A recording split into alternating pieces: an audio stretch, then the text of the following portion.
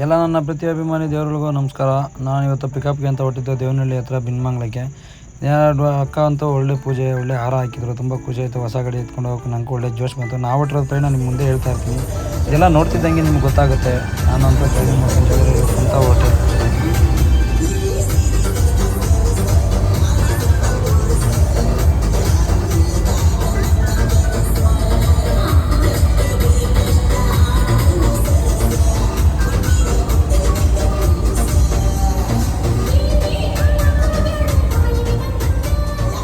ಈ ಥರ ಸಾಂಗ್ಸ್ ಕೇಳ್ಕೊಂಡು ಜರ್ನಿ ಮಾಡ್ತಾಯಿದ್ರೆ ಅದು ಜಾಲಿನೇ ಬೇರೆ ಅನಿಸುತ್ತೆ. ಜನಪದ ನೀವು ಕೇಳಂಗಿದ್ರೆ ನೆಕ್ಸ್ಟ್ ಟೈಮಿಂದ ಕೇಳ್ಕೊಳ್ಳಿ. ಅಂತೂ ಇಂತೂ ನಾವು ಹಾಸನ ತಲುಪಿದ್ವಿ.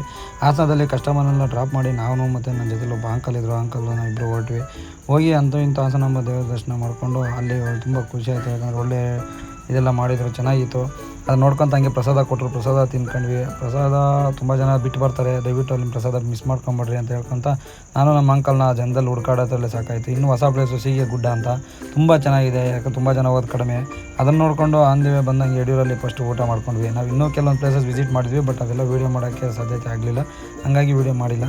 ಬಂದು ಯಡಿಯೂರಲ್ಲಿ ಅನ್ನಪ್ರಸಾದ ಸ್ವೀಕರಿಸಿ ತುಂಬ ಚೆನ್ನಾಗಿತ್ತು. ಅಲ್ಲಿ ಊಟ ಮಾಡ್ಕೊತ ಇನ್ನು ಈ ಪ್ಲೇಸ್ ಅಂತೂ ನೀವು ನೋಡೇ ಇರ್ತೀರಾ, ಯಾಕಂದರೆ ಇದು ನೋಡದೇ ಇರೋಂಥ ಜನನೇ ಇಲ್ಲ. ಕುಣಿಗಲ್ ಹತ್ರ ಪಂಚಮುಖಿ ಆಂಜನೇಯ ದೇವಸ್ಥಾನ, ಅದನ್ನು ನೋಡ್ಸ್ಕೊತ ಹಂಗೆ ಶಿವಗಂಗೆ ಕರ್ಕೊಂಬಂದೆ. ಶಿವಗಂಗೆನ ಮುಗಿಸ್ಕೊಂಡು ಹೊರಟೆ. ದೇವನಹಳ್ಳಿ ಕಸ್ಟಮರ್ ಅಂತೂ ತುಂಬ ಚೆನ್ನಾಗಿ ನೋಡಿಕೊಂಡು ಥ್ಯಾಂಕ್ ಯು ಸೊ ಮಚ್ ಅಕ್ಕ.